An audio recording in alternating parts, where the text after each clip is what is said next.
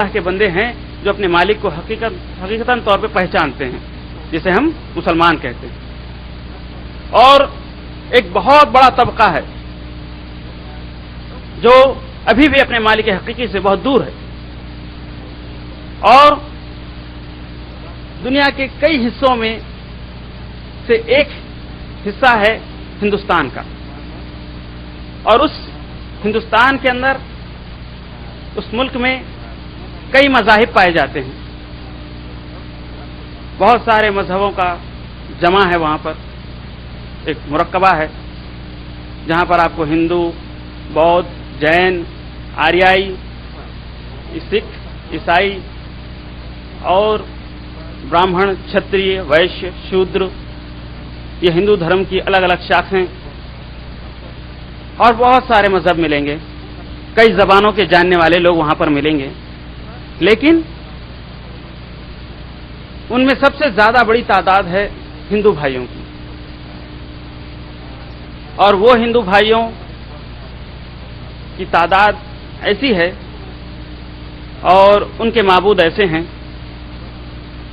کہ سب سے پہلی بات کو ہندو دھرم کا ڈیفینیشن اور اس کی تشریح کرنے کے لیے مجھے الفاظ نہیں مل رہے ہیں کہ میں کہاں سے شروع کروں ہندو دھرم کو۔ یہ ایک ایسا مذہب ہے کہ کہاں سے شروعات کی جائے، کہاں پر اس کا اختتام ہو، یہ بات ابھی تک طے نہیں ہو پائی ہے۔ ہر مذہب کی، ہر دھرم کی ایک تاریخ ملتی ہے، یہ مذہب کب پیدا ہوا، کب سے یہ شروع ہوا، اس دنیا کے اندر کب یہ وجود میں آیا۔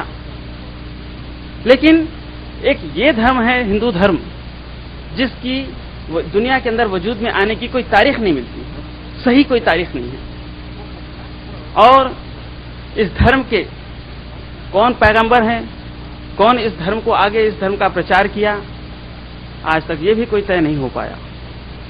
اس دھرم کی مقدس کتنی کتابیں ہیں؟ یوں تو لوگ کہیں گے کہ 4 کتابیں ہیں، رگ وید، یجر وید، سام وید، اتھر وید، لیکن اس کے علاوہ اور بھی کئی ایسی 100 کتابیں ہیں جو اس دھرم کا ایک جز ہیں۔ ان کا رائٹر کون ہے، ان کا لیکھک کون ہے، کس نے اس کتابوں کو لکھا ہے، اور اس کا چلن مذہب کا ایک حصہ کیسے بن گیا۔ جیسا کہ میرا ٹاپک ہے اسلام ہندو دھرم کی مقدس کتابوں میں زیادہ وقت نہ لیتے ہوئے اپنے اصل موضوع کی طرف آؤں گا، اور میں زیادہ تر یہ کوشش کروں گا کہ میں زیادہ تفصیل نہیں بتاؤں گا، صرف کیونکہ وقت میرے پاس بہت کم ہے، صرف اس لوگوں کے اندر ہی آپ کو ساری تفصیلات معلوم ہو جائے گی انشاءاللہ تعالی۔ میں ہندو دھرم کی مقدس کتابوں سے توحید اور اللہ کے رسول صلی اللہ علیہ وسلم کی آمد اور اس کے آگے مزید بہت سی باتیں کا وضاحت کرنے کے لیے کوشش کروں گا انشاءاللہ تعالی۔ سب سے پہلے ہندو دھرم کی جو کتابیں ہیں رگ وید، یجر وید، سام وید، اتھر وید، یہ کتابیں سب سے اہم مقام رکھتی ہیں، اور اس کے بعد رامائن، مہابھارت، شریمد بھگوت گیتا جسے کہتے ہیں، یہ 2 کتابیں پھر اس کے بعد مذہب کے اندر ایک اہم مقام رکھتی ہیں۔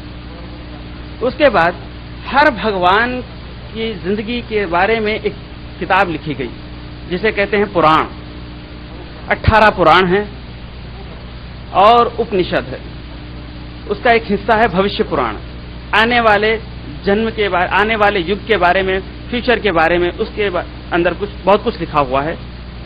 تو بھوشیہ پران یہ ویدوں کا ایک بہت بڑا حصہ ہے، بھوشیہ کے بارے میں جو کچھ بھی کہا گیا ہے ویدوں کے اندر، یہ پورا کا پورا بھوشیہ پران میں جمع کر دیا گیا ہے۔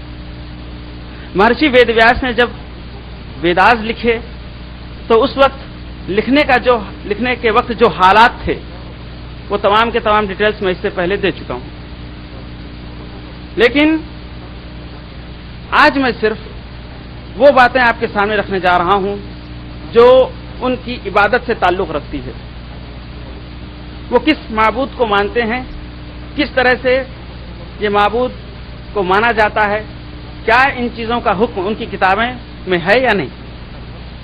سب سے پہلے جس طرح سے ہم لوگ کلمہ پڑھتے ہیں بحیثیت مسلمان، لا الہ الا اللہ محمد رسول اللہ. ہم یہ اقرار کرتے ہیں کہ اس دنیا کا مالک اور خالق، حاکم، سلطان، مالک کوئی نہیں ہے سوائے اللہ کے، اور وہی اس کائنات کا خالق ہے، اس کے سوا کوئی نہیں ہے، اور وہی الہ ہے جس کی ہم عبادت کرتے ہیں. عبادت کے لائق اگر کوئی ہے تو وہ صرف اللہ ہے، اس کے سوا کوئی نہیں. ہندو دھرم میں بھی اس کا اقرار کیا جاتا ہے. کیسے؟ ایکے برہم دوم ناستی ہی ناستی ہی کنچم ناستی ہی واستی ہی ناستی ہی ناستی ہی ناستی. رگ وید کے اندر سب سے پہلے مہرشی وید ویاس نے یہ شلوک لکھا کہ ایک ہی ایشور ہے جس کی عبادت اور جس کی پرستش کی جائے، جو الہ ہے، مالک ہے، سلطان ہے، حاکم ہے، اور اس کے سوا کوئی پوجا پاٹ کے لائق نہیں ہے، اور نہیں ہے نہیں ہے نہیں ہے، بلکہ کبھی نہیں ہے. چلیے، یہ اقرار ویدوں سے آتا ہے، یہ ہو گیا کلمہ.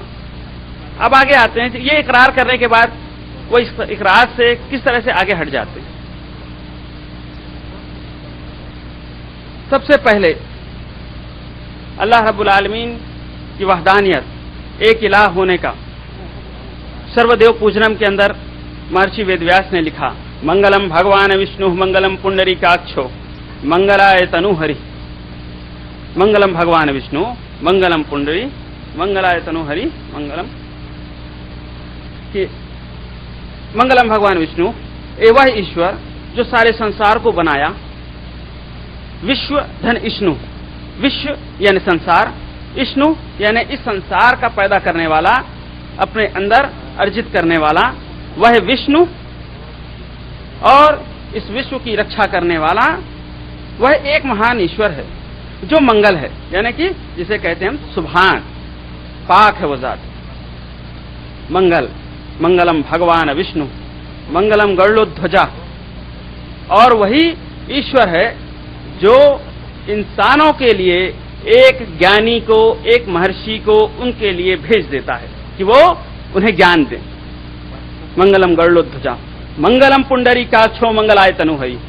اور وہ پاک ذات بڑی ہی منگل ہے. منگل کہتے ہیں پاک کو، سہاونے کو، خوبصورت کو کہتے ہیں. تو وہ ایشور کی ایک صفات ہے، اللہ کی ایک صفات ہے. منگلائے تنو ہری، بس وہ ایشور جو لوگوں کے لیے ہمیشہ اچھا ہی سوچتا ہے. اس کے بعد سورہ فاتحہ. قرآن کے اندر جب ہم قرآن کھولتے ہیں تو سب سے پہلی سورت ہے سورۃ الفاتحہ، یعنی قرآن کو کھولنے والی سورت. کیا ہندو دھرم میں سورہ فاتحہ ہے؟ وہاں بھی ایک سورہ فاتحہ، لیکن اس کا نام ہے گایتری منتر. گایتری کا مطلب کیا ہوتا؟ پہلے یہ بتا دوں، اس کے بعد سورہ فاتحہ بتا دوں. گایتری، گایتری کے مطلب ہوتے ہیں اپنے ایشور کی پرشنسا کرنے والا اور اپنے ایشور کی بھکتی کرنے والا منتر. اسے کہتے ہیں گایتری، جسے توڑ کر کے گایتری بنا دیا گیا. ہندی میں گایتری، لیکن سنسکرت میں گایدھن آیتری. اب وہ گایتری منتر آپ کے سامنے میں پڑھ رہا ہوں. یہ ہے سورہ فاتحہ. اوم بھوربھووః سوః تتسویتروریण्यं بھرگو دیوस्य دھیمہی دھیو یو نః پرچودیات. یہ گایتری منتر ہے. اوم بھوربھووঃ، ہے برہمانڈ کی رچنا کرنے والے سروشریشٹھ ایشور، تو میرا صحیح